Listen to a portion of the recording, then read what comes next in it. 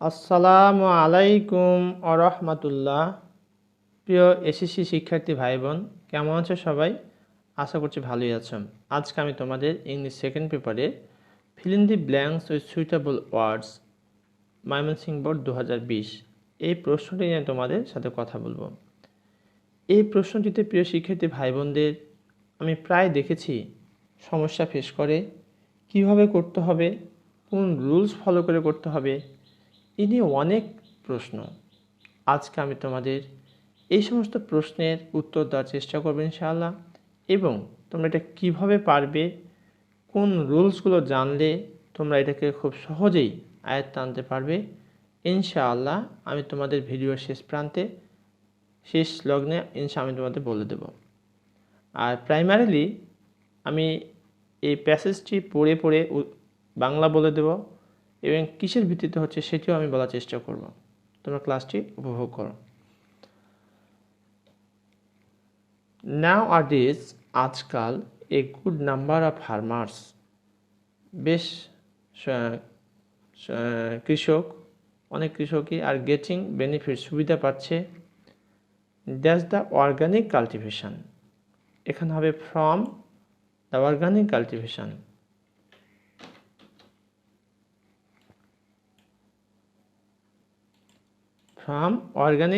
From the organic cultivation of vegetables, অর্থাৎ organic বলতে এখানে জৈব যেটা আর কি সেটাকে মিন করা হয়েছে। অর্গানিক কাল্টিভেশন জৈব চাষ, যেটা শাকসবজির জৈব চাষ, এখান থেকে বর্তমান সময়ে কৃষকরা বেশ সুবিধা পাচ্ছে। ভার্মি কম্পোস্ট, কেঁচো সার যেটা সেটাকে বলা হয় vermi compost. And organic fertiliser, an বসানো হয়েছে এখানে, ভাওয়েল আছে দেখতেই পাচ্ছ বন্ধুরা, যার কারণে অ্যান বসানো হয়েছে। ভার্মি কম্পোস্ট এটাকে অ্যাপোজিটিভ বলতে পারি আমরা, যে অ্যান অর্গানিক ফার্টিলাইজার। এই অ্যান অর্গানিক ফার্টিলাইজারটা হচ্ছে তোমার এখানে অ্যাপোজিটিভ হিসেবে কাজ করছে, আর ভার্মি কম্পোস্ট। এই ভার্মি কম্পোস্ট হচ্ছে একটা জৈব সার, মেড মেনলি, অর্থাৎ কেঁচো সার হচ্ছে একটা জৈব সার, made mainly from cow dung. Cow dung হচ্ছে গোবর।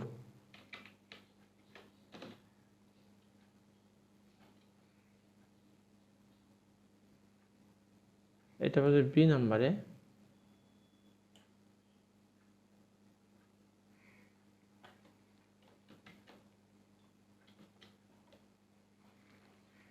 এখানে অ্যান বসায় দিচ্ছি, তোমাদের সুবিধার্থে এটিকে আমি কালার করে দিচ্ছি। An organic fertiliser made mainly from যেহেতু হবে এখানে আমরা কপি করে নিচ্ছি, ফ্রম কাউডাং গোবর সার থেকে, অ্যান্ড আর্থওয়ার্ম কেঁচো সার থেকে, is used by the farmers.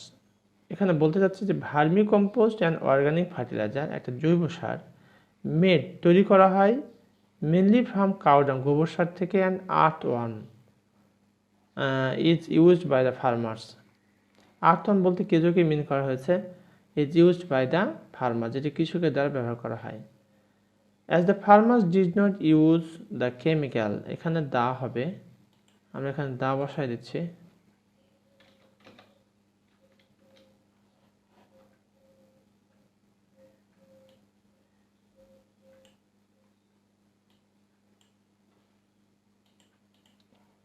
As the farmers did not use the chemical, যেহেতু কৃষকেরা কেমিক্যাল সার ব্যবহার করছে না, আর পেস্টিসাইডস কীটনাশক অন দ্য ভেজিটেবলস খেতে, the dash cost has come down, the production cost উৎপাদন খরচ, প্রোডাকশন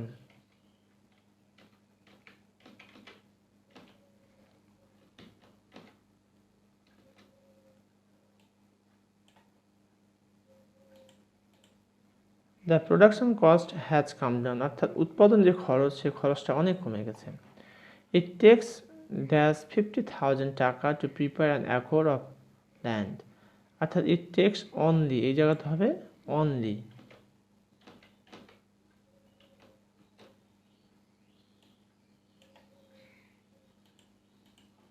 ইট টেক্স অনলি 50,000 টাকা, এটা মাত্র 50,000 টাকা নেয়, two prepare an acre of land, এখানে হবে land.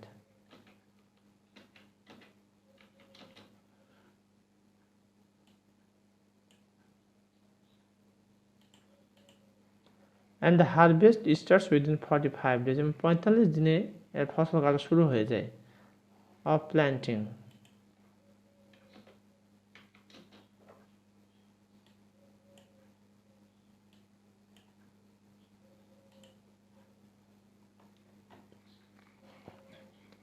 of planting due to good yield of the crop, ভালো ফসলের কারণে some temporary warehouse have been made in the area, সেই এরিয়াতে একটা টেম্পোরারি হাউস তৈরি করা হয়।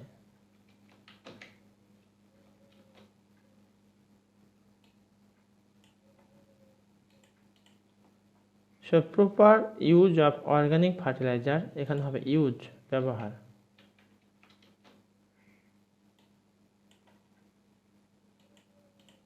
So proper use of organic fertilizer, তাই জৈব সারের সঠিক ব্যবহার can change the scenario of our agricultural sector, আমাদের যে কৃষি সেক্টরটা রয়েছে সেখানে একেবারে ব্যাপক পরিবর্তন নিয়ে আসতে পারে। তো এবার আমি তোমাদের কোন রুলসের ভিত্তিতে সেগুলো হয়েছে সেটি বলার চেষ্টা করবো ইনশাআল্লাহ। পাশাপাশি বাংলা অর্থ তো তোমরা শুনলে, আবারও প্রয়োজন হয় শুনবে, তো দেখে নাও। Nowadays a good number of farmers are getting benefits from the organic cultivation, the preposition, from the organic cultivation of vegetables. Vermi compost, তোমার কেঁচো সার, অ্যান্ড অর্গানিক ফার্টিলাইজার, একটা হচ্ছে তোমার জৈব সার, মেড মেনলি ফ্রম কাউ ডাং, যেটা গোবর থেকে তৈরি হয়, অ্যান্ড আর্থ ওয়ার্ম, কেঁচো থেকে, is used by the farmer, যেটা কৃষকরা ব্যবহার করে। As the farmer did not use the chemical fertiliser আর পেস্টিসাইডস, কৃষকরা যেহেতু তোমার কেমিক্যাল ফার্টিলাইজার সার বা কীটনাশক তাদের ভেজিটেবল বেডে ব্যবহার করে না, দ্য প্রোডাকশন কস্ট, দা হচ্ছে তোমার আর্টিকেলের পরে গ্যাপ থাকলে গ্যাপে কী বসে, নাউন বসে। এটা একটি রুলস, স্মরণ রাখো যে আর্টিকেলের পরে গ্যাপ থাকলে উক্ত গ্যাপে নর্মালি কী বসে, নাউন বসে। The production cost has come down, উৎপাদন খরচটা কমে গেছে। ইট টেক্স অনলি 50,000 টাকা, এটা মাত্র 50,000 টাকা নেয়। Take to prepare an acre of land.